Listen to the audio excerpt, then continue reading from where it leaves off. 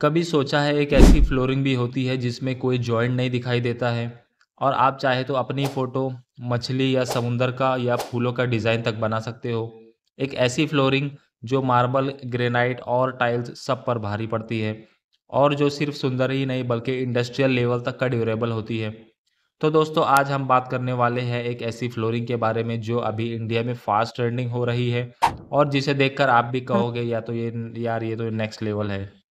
फिर चाहे वो टाइल हो, मार्बल हो, ग्रेनाइट हो या फिर कोटा स्टोन हो या फिर कारपेट हो, इस तरह के अलग-अलग ऑप्शन जो है वो आपके फ्लोरिंग के लिए अवेलेबल होते हैं। पर ये जो फ्लोरिंग है इसमें एक ऐसा ऑप्शन आ जाता है जो कि इन सबसे बहुत ही अलग होता है, क्योंकि इसमें आप अनलिमिटेड कस्टमाइज़ेशन कर सकते हो। इसमें किसी भी प्रकार का जॉइंट नहीं दिखाई देता है। ये इतनी ज़बरदस्त फ्लोरिंग है जिसके आप जो कि आप अपने बाथरूम, अपने घर के लिए या फिर जो इंडस्ट्रियल स्पेसेस होते हैं, वहाँ पर भी इस्तेमाल कर सकते हो। तो इस फ्लोरिंग का नाम है इपॉक्सी फ्लोरिंग, जिसमें इसका लेइंग का प्रोसीजर जो है वो अलग होता है। ये दिखने में भी बहुत ही अलग दिखाई देते हैं। इसमें आपको बहुत सारे टाइप्स के कलर्स भी मिलते हैं। तो अगर ये इपॉक्सी फ्लोरिंग इतनी अच्छी है तो क्या हमें इसे अपने घर के अंदर करवाना चाहिए या फिर नहीं? कब तक उन्हीं पुराने टाइल को अपने घर के अंदर लगाएँगे? तो दोस्तों इसके लिए आपको 3 चीज़ों को जानना काफ़ी ज़्यादा ज़रूरी है।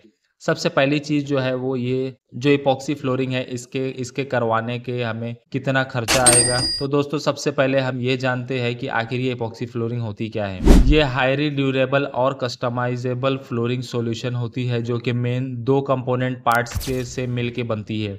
जिनमें से पहला कंपोनेंट है इपॉक्सी रेज़िन और दूसरा कंपोनेंट है हार्डनर। ये जो इपॉक्सी को स्ट्रेंथ और स्टेबिलिटी देने का काम करती है। इन दोनों को जब मिक्स किया जाता है तो उसके बाद एक केमिकल रिएक्शन होता है जिसकी वजह से आपको ये रिजिड और ड्यूरेबल सरफेस मिलता है। अब ये जो इपॉक्सी फ्लोरिंग होती है इसमें कुछ और चीज़ों की भी ज़रूरत पड़ती है, जैसे कि प्राइमर जिसे बेस कोट की तरह इस्तेमाल किया जाता है, जिससे और भी ज़्यादा एडिशन इपॉक्सी फ्लोरिंग को मिल जाता है। उसके बाद में एग्रीगेट का भी इस्तेमाल किया जाता है, जैसे कि क्वार्ट्ज हो गया या फिर सिलिका और साथ में सीलेंट का भी इस्तेमाल किया जाता है, जो कि आपकी फ्लोरिंग को एक ग्लॉस फिनिश और एक ड्यूरेबल फिनिश देने का काम करता है। और ये जो इपॉक्सी फ्लोरिंग है इसके बहुत सारे टाइप्स मार्केट में अवेलेबल होते हैं, जैसे कि सेल्फ लेवलिंग इपॉक्सी जो कि बहुत ही स्मूथ और सीमलेस सरफेस प्रोवाइड करती है, जो कि ज़्यादातर कमर्शियल स्पेसेस और फंक्शनल पर्पस के हिसाब से बनाई जाती है। उसके बाद में आती है इपॉक्सी मोर्टार फ्लोरिंग, जो कि हाईली ड्यूरेबल होती है और इम्पैक्ट रेजिस्टेंट भी होती है, जो कि आइडियल मानी जाती है इंडस्ट्रियल एरिया में यूज़ करने के लिए।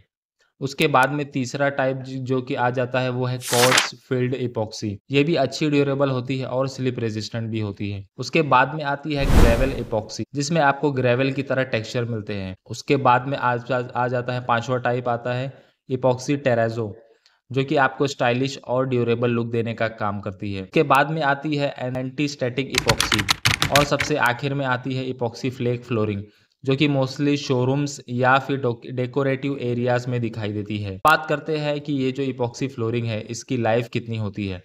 तो जनरली अगर आप रेसिडेंशियल एरिया में इपॉक्सी फ्लोरिंग करवाते हो तो उसकी लाइफ जो है वो 10 से 15 साल तक होनी चाहिए, अगर प्रॉपर मेंटेनेंस और केयर के साथ यूज किया जाए। वहीं अगर कमर्शियल एरिया की बात करें तो वहां पर आपको इपॉक्सी फ्लोरिंग की लाइफ जो है वो 5 से लेकर 10 साल तक का कंसीडर कर सकते हो। वहीं इंडस्ट्रियल एरिया में अगर आप इपॉक्सी फ्लोरिंग करते हो वहां पर आपको 8 से 10 साल तक की लाइफ कंसीडर कर सकते हो, क्योंकि वहां पर हाई ड्यूटी इन्वायरमेंट होता है। अब बात करते हैं कि जो इपॉक्सी फ्लोरिंग है इसे करवाने में क्या-क्या फ़ायदे होते हैं। तो सबसे पहला फ़ायदा जो है वो ये है कि काफ़ी ड्यूरेबल होती है, जिसके ऊपर केमिकल हो, हीट हो या फिर बाकी इम्पैक्ट का भी जल्दी असर दिखाई नहीं देता है। यानी कि काफ़ी ड्यूरेबल जो है ये इपॉक्सी फ्लोरिंग है।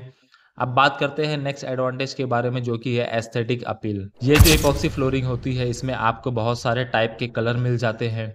आपके मन मुताबिक आप इसके ऊपर आराम से कलर दे सकते हो।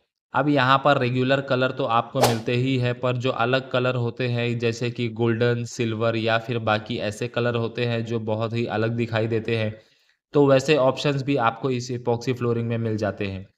उसके बाद में अगला फ़ायदा ये आ जाता है कि फ्लोरिंग है इसमें आपको डिज़ाइन अनलिमिटेड मिलते हैं।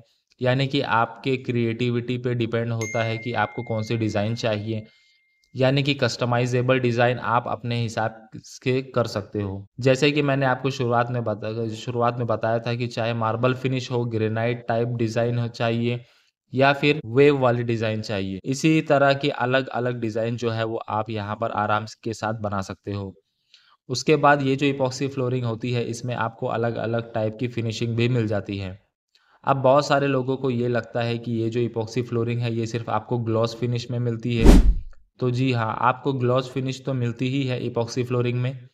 साथ में अगर आपको चाहिए तो आप मैट फिनिश ऑप्शन की तरफ भी जा सकते हो। उसके बाद इपॉक्सी फ्लोरिंग के अगला फ़ायदा ये है कि आपको इसमें सीमलेस डिज़ाइन मिलती है। जैसे कि हम टाइल में देखते हैं, टाइल में टाइल जॉइंट जो है वो दिखाई देते हैं। 2 टाइल के बीच में अगर आप पेपर जॉइंट भी देते हो तो भी डिज़ाइन जो है वो थोड़ी-मोड़ी जो डिस्टर्ब हो जाती है। इसी वजह से टाइल का लुक एकदम सीमलेस दिखाई नहीं देता है। पर वहीं पर जब आप इपॉक्सी फ्लोरिंग की बात करते हैं तो इससे आप खुद ही क्रिएट करते हो। यानी कि बिना जॉइंट डिज़ाइन आपको इसी इपॉक्सी फ्लोरिंग में मिलती है। जिसकी वजह से आपको रूम का साइज़ जो है वो थोड़ा-सा और बड़ा और अच्छा दिखाई देता है। इस इपॉक्सी फ्लोरिंग का अगला फ़ायदा ये है कि ईज़ी टू मेंटेन होती है और स्टेन रेजिस्टेंट होती है। इसी वजह से जहाँ पर ज़्यादा नमी वाली जगह है वहाँ पर भी आप इसका इस्तेमाल कर सकते हो। अब बात करते हैं इस इपॉक्सी फ्लोरिंग के कुछ डिसएडवांटेजेस के बारे में। तो सबसे पहला डिसएडवांटेज ये है कि इसको इंस्टॉलेशन में आपको जो टाइम जो है वो ज़्यादा लग सकता है और जब जब भी आपको इसका इंस्टॉलेशन करना है तो आपको एक ज़रूर ध्यान में रखना है पड़ता है कि हमेशा एक्सपर्ट जो कारीगर होते हैं उन्हीं से आपको इस फ्लोरिंग का काम करवाना है जिससे कि आपको अच्छा रिज़ल्ट मिल सके। यानी कि यहाँ पर आपको हाइली स्किल्ड लेबर की ज़रूरत पड़ती है। इसका अगला डिसएडवांटेज ये होता है कि ये स्लिपरी होता है। अब जैसे कि हम कुछ जगह पर देखते हैं कि बाथरूम के अंदर इपॉक्सी फ्लोरिंग किया जाता है, जहाँ पर कुछ नेचुरल डिज़ाइन के इस्तेमाल किए जाते हैं, जिससे कि ये अच्छी दिख सके। पर ये जो इपॉक्सी फ्लोरिंग बन जाती है स्लिपरी, आपके सोप का ये जो श या फिर शैम्पू का पानी की वजह से जिसके ऊपर स्लिप होने के चांसेस काफ़ी ज़्यादा बढ़ जाते हैं। उसके बाद ये जो इपॉक्सी फ्लोरिंग का इस्तेमाल करते हो तो आगे चल के ये खराब हो जाती है, यानी कि इसका कलर जो है वो पीला पड़ जाता है। इसलिए इपॉक्सी फ्लोरिंग को आउटडोर में नहीं यूज़ करना चाहिए। जब इपॉक्सी फ्लोरिंग का इंस्टॉलेशन किया जाता है तो इससे जो गैसेज़ रिलीज़ होती है उससे आपको बहुत ही बैड स्मेल आ सकती है। अब आता है सबसे इम्पोर्टेंट सवाल कि अगर आप इपॉक्सी फ्लोरिंग को अपने घर के अंदर करवाने जाते हो तो आपको खर्चा कितना आएगा? तो जो रेगुलर नॉर्मल इपॉक्सी फ्लोरिंग है उसके लिए आपको ₹50 से लेके ₹150 पर स्क्वायर फीट तक का खर्चा आ सकता है। ये डिपेंड करता है कि आप कौन से डिज़ाइन चूज़ कर रहे हो।